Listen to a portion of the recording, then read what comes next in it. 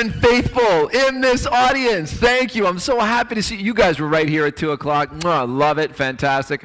Glad to see you guys are ready for action. Because our panel is here and they are ready to go. I'm sure more people will come in as we get going because, ladies and gentlemen, it's the CEO-preneurship Summit, and we are aiming to talk about exits and early exits.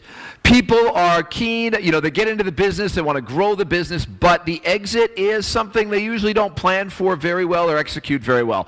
We have 3 panelists here now. They've all got experience in this area, a really impressive track record. I'm going to ask them to come up on stage, and I will sit in for Mr. Sidman unless he makes an appearance before I get these 3 gentlemen up here. First, I'd like to welcome Naeem Kotsar, board member for Azimut Portfolio, who's got a really interesting background, came from the world of finance. He then invested in the shipping world. Please have a seat right over here, Mr. Kotsar. And he exited that investment from the shipbuilding world in the industrial sector, boom, right into an exit there, and then started his own asset management company. The asset management company had another exit, was acquired by Azimut, and hence his role on the board of Azimut Portfolio. So they not only did they invest, they asked him to stay. So truly a testament to their sense of his worth. Excellent. We have Murat Kolbasi, who is the president of Azam Turkey. What I love about what he's doing from the white goods sector and then into coffee is that he looked ahead and he saw the challenge coming from China. Anybody knows, everything today is made in China. I know, that's where I come from. But he did not quail, he did not give up. He upped the ante. Went there, he, toured the factory, saw what was going on in China, got out ahead of the curve, got into some more specialized niches. Should I tell them what, or are you going to get into it during the session? He's going to explain the niche that he found the Chinese could not beat. And has continued to grow the company, has had private equity come and invest. They took 49%, so it's sort of an exit. He wasn't quite ready to get out completely, and then sold that stake of the business again to another private equity group, helping to enrich and grow it. So he knows about the exit but 2%. So also fantastic. We also have Beres One, who's going to be joining us as well. He's a managing partner with Globaturk Capital, and he's the country representative of the EMPA to Turkey. And he has really worked at high-level advisory all around the world with multinational companies, advising them on strategic direction, but that also includes investments and quite often exits. All right, and as Charles Sidman is not here yet, I'm going to be sitting in for him, but I know these gentlemen have a lot to tell us about exits and where these things go. All right, so I think to get things started, maybe we will start with Murat Kolbasi, because I kind of set you up for the big reveal on what this niche is, and then maybe you can, not only can you talk about that approach to how you kind of doubled down, reinvested in the company in the face of the horrendous Chinese competition, but then why your investors were keen to back you and kind of invest in the company again. Maybe you could tell us a little bit about that. Okay, probably Arzum, quite a well-known brand in small domestic appliances, and that brand is already 52 years old, same as my age. So our father is same. The thing is, this is one of the difficulties for the family companies. How can we sustain the company for the long term? So when we check all the companies about the success story, I saw that the investment is quite important. So that's why after the especially big crisis of Turkey, year 2001, we are looking for who can be interested with the small domestic appliances company in Turkey. And we look all around, and we found one English private equity company called Ashmore. And you know what? Yep, sure. People, hold on, Ashmore. Charles Sidman is here. He is the founding member of the Angel Capital Association of the United States of America. I was just warming up his seat. Charles, take it away. Okay, good. The panel is yours. Your clock is over here, and you're off. Sorry. On Ashmore. Okay, welcome. So I just start what I'm doing in the small domestic appliances company. I'm running as a second generation of the family owner. And Ashmore in year 2008, they made an investment in our company, and they already purchased 49%. And the main reason we more organize the company, because we are creating $9-digit turnover but our competitors has 11-digit turnovers. They are huge, and they are quite active in Turkey, and we made a decision to take our company outside of Turkey, and today we are selling more than 32 different countries under our brand, and every year we are selling almost 4 million products in small domestic appliances. Of course, together with the private equity, we more organize the company, more corporated way, and also I can see all the benefits of the networking all around the world. So this is one of the main things we made that decision as a family to sold 49% to the private equities. I think this is just starting for the information. It may be enough for that. So let me just ask, are you basically, I apologize for being late. The lunch was running over, and I thought we were starting later because Baybars was still sitting there. I didn't realize that you diligent people were beginning. So are you introducing yourselves at this point? But I am the first one, so he doesn't introduce himself first, so that's why I would like to give that information. Okay. By the way, after the lunch, if you have a Turkish coffee, that's okay, no problem then.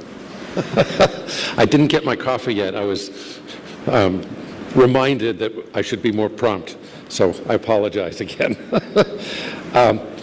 Okay, well, just the introduction that I was going to give is that the session is titled Networking for Exits. As investors, we're all interested in the exit, and one of my colleagues in the American angel world, John Houston, says, until we have an exit, we angels are not investors, we are philanthropists.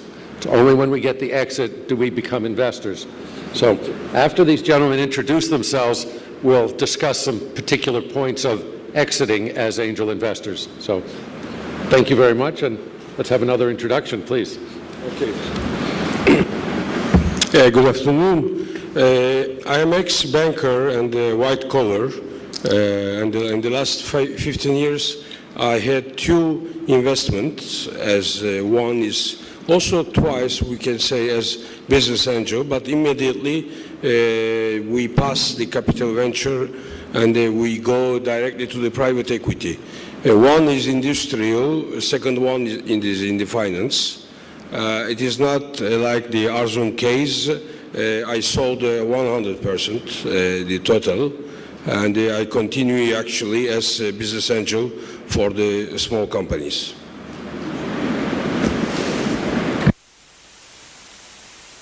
Last but not least, please. My name is Barış Öney. I've been working in the investment banking and investment management industry for the last 25 years.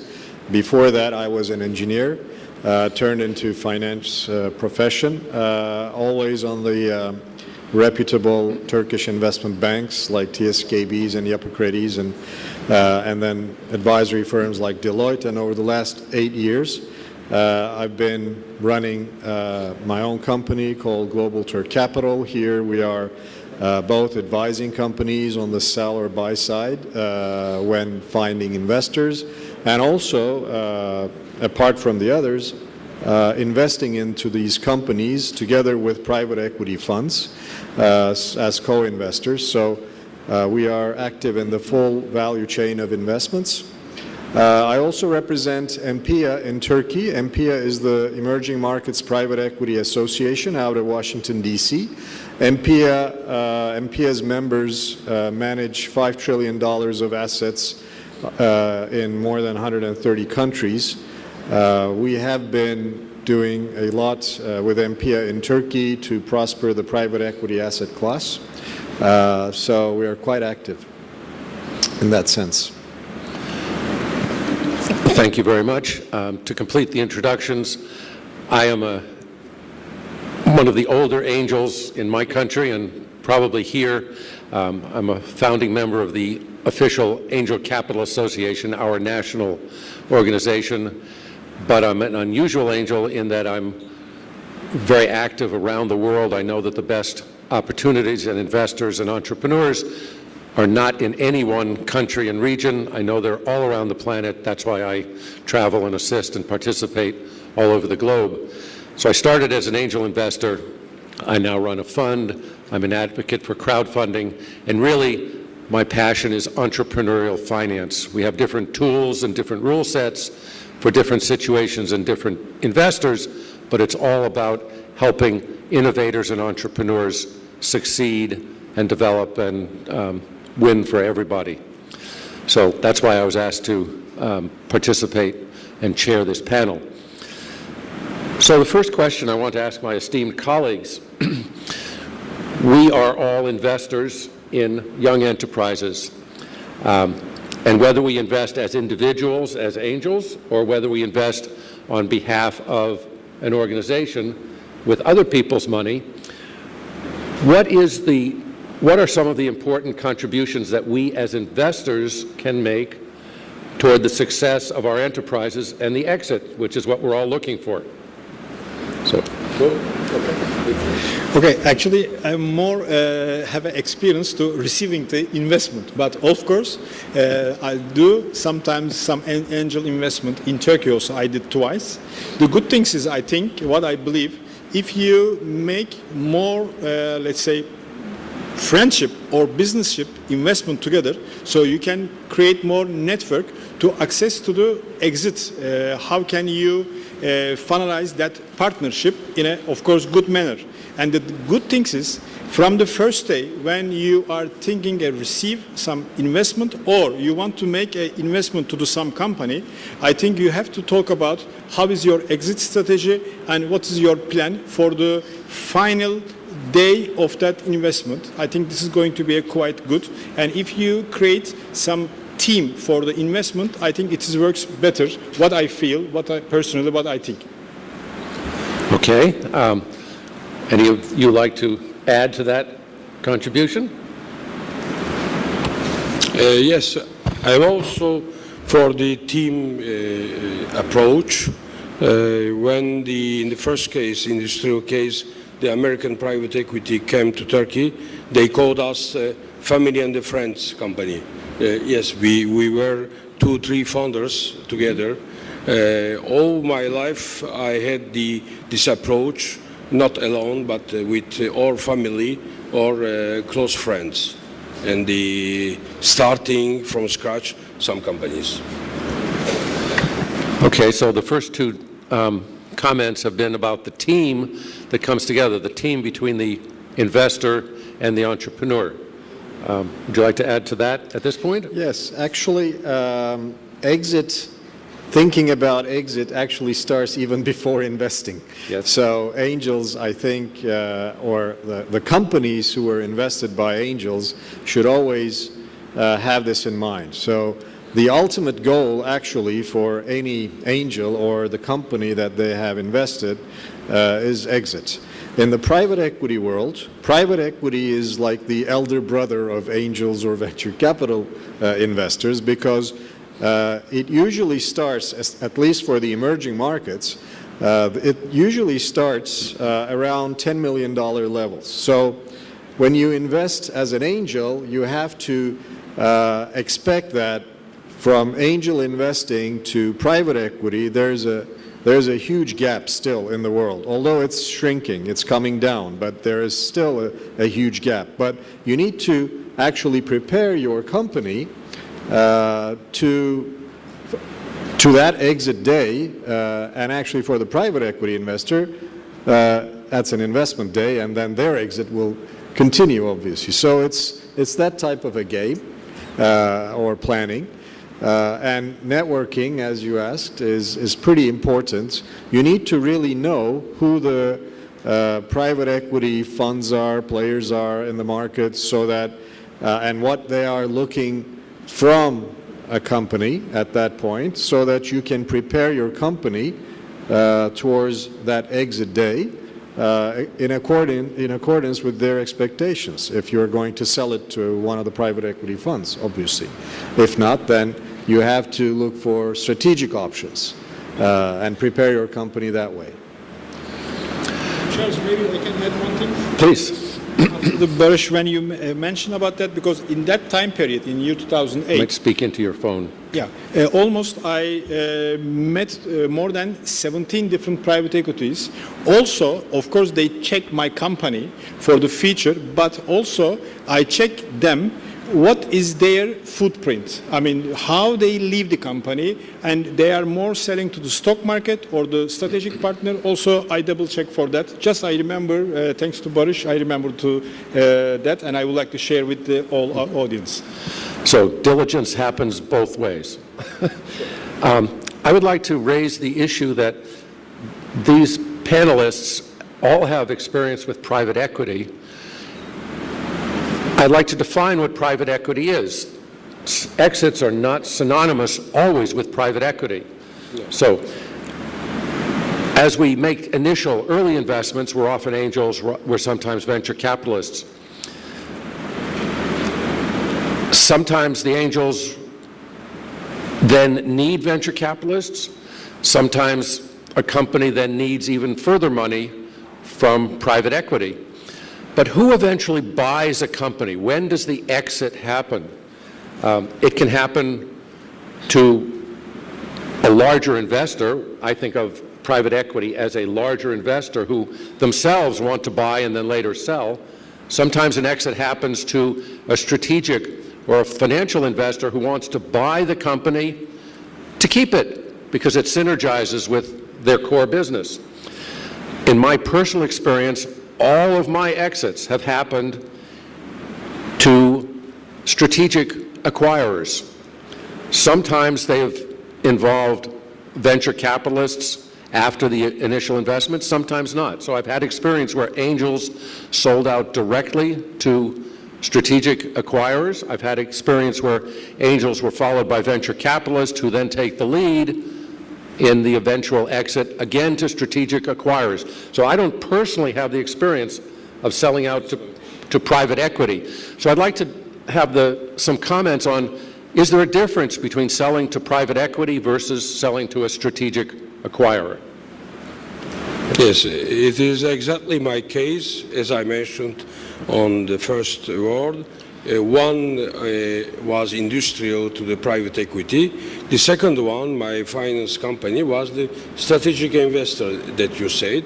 And we can call him as early because in my taste it was really early. A strategic investor came in Turkey for his development and he chose us. It was only 3 or 4 years after the starting. We can call as early, and then we can say that is the strategic partners because they prefer to have in Turkey some presence, and they continue with us. Any other comment on private equity versus other acquirers? Yeah, for my cases, I also having a lot of meetings together with the strategic partners, especially from Far East and Europe. The biggest difficulties or biggest differences is from my side, I do not want to sell the majority in the company. So all the strategies coming directly 51 or more, or maybe it goes to 100%.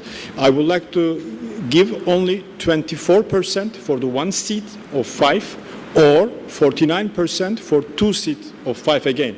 So I have that rule. That's why I have to deal together with private equity, because finding a strategic partner for the minority share, it's not easy. If you knew someone, please introduce me. Okay. Can I add? Just Okay, just then maybe before Barış, sorry, because Murat say very interesting about the figures. Yes, indeed, I confirm that when is the strategic is the majority, I sold in the first step 70 and the second step 30%, 100%. But in the private equity, it was a association 50-50. It's very difficult association, not 49-51, 50-50. Wow. Yeah, well, private equity funds are also requesting majority nowadays more and more. So Right. it's not just they are investing minority only. So they are looking, and the biggest thing, obviously, for that reason is, especially in generally in emerging markets, is the way they exit. You know, they want the majority so that they could possibly sell to a strategic who would ask for a majority. If they don't have majority, then you have to drag the other shares to be able to sell majority. But other than minority or majority, the main difference is private equity investors require very fast and high returns. Generally nowadays, you know, especially in Europe or US, they become accustomed to returns like 3 to 4 times their money in 5 years. So they invest $10 million, they can get $30 to $40 million back in 5 years. So that's great returns for them. They can make it in Europe. So when they turn back to emerging markets in their eyes obviously are much riskier, so they want higher returns. So for any company to be able to provide those types of returns to private equity investors in emerging markets, that's a huge challenge, and it's not readily available. So you really need to work on it as a company. If you're trying to attract a private equity investor to your company as an angel or as a venture capitalist, you need to make sure that you have a plan for the next 5 years, and 5 years may not be sufficient, 5 plus 5 maybe, that this company is going to at least triple in dollar or euro terms in the next 5 years, so that you can attract capital. In the case of strategics, who are strategics? They are usually international, multinational companies who are looking to expand into other countries, and Turkey, for example, is supposed to be one of them. So they come and acquire a company, even a company is not, you know, a stable company. The company doesn't need to grow very fast. It is growing maybe 5–10% a year, and that might be sufficient for a strategic just to get into the market, because for the strategic, it's already a growth for them. So it's adding the Turkish or emerging markets companies' revenues and EBITDAs into their financials, so automatically it grows. And the company may be happy with that growth in the first couple of years. Then it might come later to grow that company. Well, this is all a wonderful diversity of experience. I wanted to make 2 comments.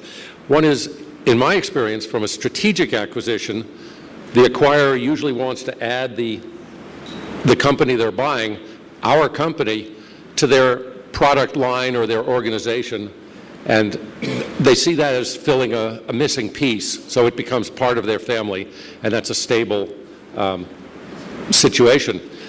I wanted to address the aggressiveness or the investment objectives, and you say 3 to 4 times in 5 years. To me, that's actually quite modest, whether you're a private equity or a venture capitalist or an angel investor. Our general guideline or objective in the U.S. Experience anyway, we aim for 10x in 5 years. We won't get it usually. In venture capital, probably. No, in the angel investors. No, angel and venture, yes. Yes. But when you grow the company to a certain level, right, 10x's are... Well, and part of that is a question of an angel or venture is a longer holding period, so we can talk about 10x. If it's a shorter holding period, then you have to talk about IRR, and either one is okay.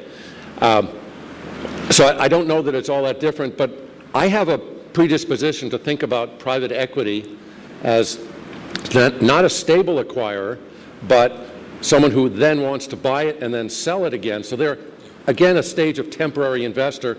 Very often they want to reorganize, sell off pieces, combine pieces, and engineer, and that's where they can add their value, they would say.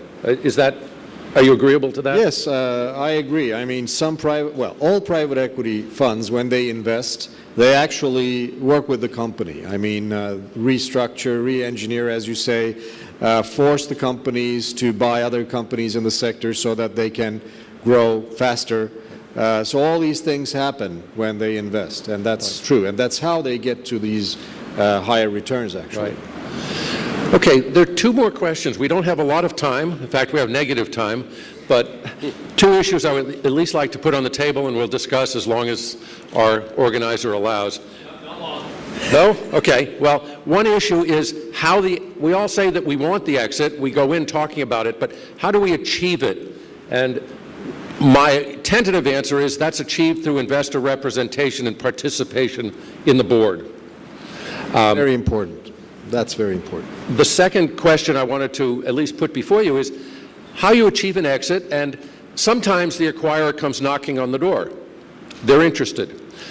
But that's usually a minority of the case, and we have this phenomenon, another kind of institution called an investment banker, who, when you think you're ready to sell, and it's always a question of when you should sell, when you can create more value internally before you exit, or when it's time to exit, or when you need to exit because you need funding for growth and you can't obtain it yourself.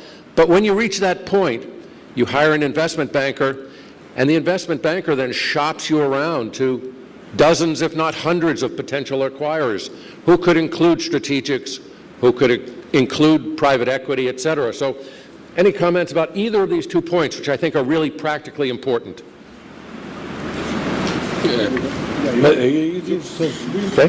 Very quickly, in the first case, industrial private equity, the model was financed to help, because we know that it's a temporary investment, 5 to 7 years. On the board, because I mentioned 50-50, also the board was 50-50. 2 people from the founders and the 2 people from the private equity. But that's late in the game. What about earlier when you were reaching the selling decision? Yeah. So my case is a little bit different because this is a family-owned company, and the first generation who create 3 brothers, they all passed away. So we are the second generation, and we made the decision to get the private equity in the company and share 1 or 2 seats. And we all together, first of all, make a decision to sell 49% or 24% to private equity, plus I am the only one person, it's quite unique, but I would like to give, only one person who communicate with the private equity. So between family and the private equity, I am the still only one bridge. So we made one decision, one of the rule for the family, one of us going to connect with that investor because of don't make too much head in the table. So this is one of the things we manage it. So first investor came to the year 2008, February, and second one who purchased that 49 from Ashmore. Mediterra is my new investor. They made it that action December year 2013. Of course, we confirmed that, but still we keep 51. But at the beginning of that story, 10 years ago, we made that decision. So still we are running in that way.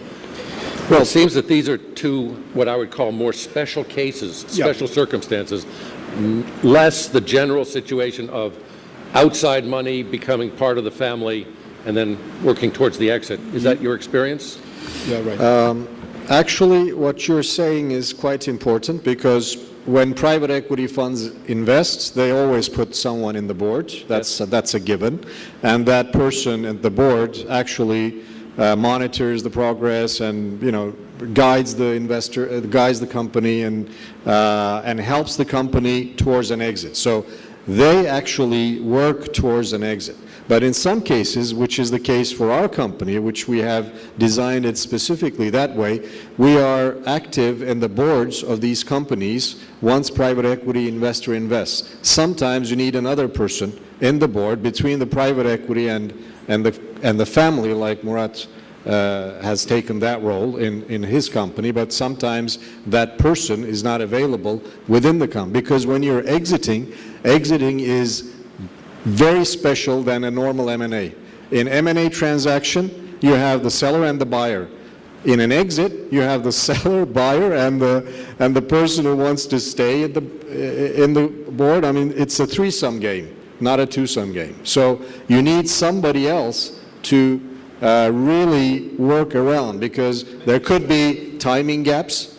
You want to exit, but the founding shareholder doesn't want to exit at that particular time, but you want to exit. So there could be lots of frictions. Even if you have all these things written on your shareholders' agreements and everything, In practice, it doesn't really work that way, and we get lots of problems at exit. So another even person who is kind of a neutral... Partial exit is what you're saying. Partially, yeah. Another neutral kind of person is better to be present, but that person also needs to be aware of what exit is and how Turkish or emerging markets shareholders' minds work, actually. So, this is very interesting to me because what you're all describing is a situation which I am less familiar with. So in my American experience, the angels get on a board, work towards the exit. The venture capitalists, if they come in, also join the board, work towards the exit. Private equity people, if they come in, they're on the board working towards a further exit. But in our practice, nobody exits until everybody exits. And with that, Charles Simmons, that's great final insight to finish on. Thank you very much to our moderator, Charles Simmons. Ladies and gentlemen, let's have a round of applause for this fantastic panel. There we go, name coach, board member Azamat Portfoy.